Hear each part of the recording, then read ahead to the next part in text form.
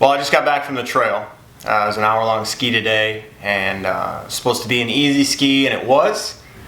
And it treated it as an easy ski, and it actually was faster than what I skied a few days ago. I was able to V1 more efficiently and V2 longer up the hills until I had to start going into herringbone, which I chose to do in order to keep my heart rate regulated and treat it kind of as a recovery session out there on the snow. Probably have a smoothie now. I wanted to talk to you guys for a minute. It's going to be a little bit longer here as I saw 198 pounds on the scale this morning. And that's the first time I've been under 200 since probably early December, maybe late November. And what I started at 212, so it's about 15 pounds down from January, after Christmas, after the New Year's. And I just wanted to share something with you that I learned a few years ago. When I was with Lifetime Fitness, they brought in a speaker named Bob Seebahar. And he trains elite athletes in Colorado, professional Ironmen and women, triathletes, and 100-mile runners, ultra-endurance athletes, specializing in endurance training and endurance nutrition as well as the exercise side. They do gas exchange VO2 tests as well as blood VO2 tests. They establish heart rate zones as far as anaerobic threshold, anaerobic base, and create programs for these athletes so that they can be successful and compete at the highest levels. One of the things that he mentioned, though, was something that I wanted to share with you today, and it's nutritional periodization. And I'll just share with you my own personal example as how I've kind of used it for the last few years, and probably used it to the extreme, actually. If anybody was at a holiday party with me this last Christmas season or December, New Year's, or any birthdays, basically November and December of 2016, you probably know what I'm talking about. I don't just eat just one cookie. It's a good 5, 6 or more at a time. And I tell myself that once my body transitions over, it doesn't really matter. But the calories do count, and that's part of the reason why I gained, 25 pounds or so at the end of 2016. But let me start with the beginning of the year. So January, I'll split it into 3 segments: preseason, in-season, and then postseason. Preseason for me is all about weight loss and getting back on my feet. So I did exercise at the end of last year, so that's probably why I didn't gain 50 pounds with the way I treated my nutrition. And that is going to change. That's something I'm addressing this year, and I'm planning to make adjustments in my postseason to not go off the deep end quite as far as I did this last year. But I'm down 15 pounds in 3.5 weeks since I started. I basically flipped the switch and dialed it into preseason weight loss, get moving mode. So I've started moving more as far as cardiovascularly. I was restricting my calories, so my resting metabolism is about 2,082 calories. Eat about 1,500. Every pound is about 3,500 calories. Not all calories are created equal, however, so that's not a number to be completely following alone. What you eat matters too. But so I've lost 15 pounds because the switch has flipped. It's preseason mode. It's getting prepared for my events because I've got some lofty goals this year, and my goals are at the forefront of my mindset. And I think if more of us live that way, we would probably achieve our goals more readily and easily. Many people don't, or we do for a short amount of time, and then we fall off the deep end like I did in November and December of last year.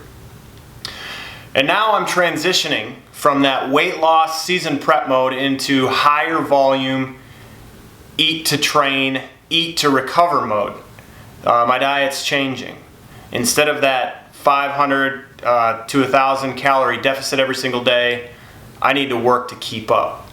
So if my resting metabolism is 2,082 and I'm burning 1,000 to 2,000 calories a day in training, that means we have to eat 3,000 to 4,000 calories a day, and sometimes it's difficult to find that amount of food, especially good food to put in, because I could eat a whole pizza, and I have, and I probably will. That's 1,000, 1,200 calories.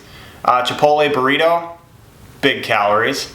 As my nutrition is getting dialed in now, and I'm looking to change, I'll be eating more fat foods as opposed to carbohydrate foods, so that my body will be upregulating fat as opposed to carbohydrate during exercise.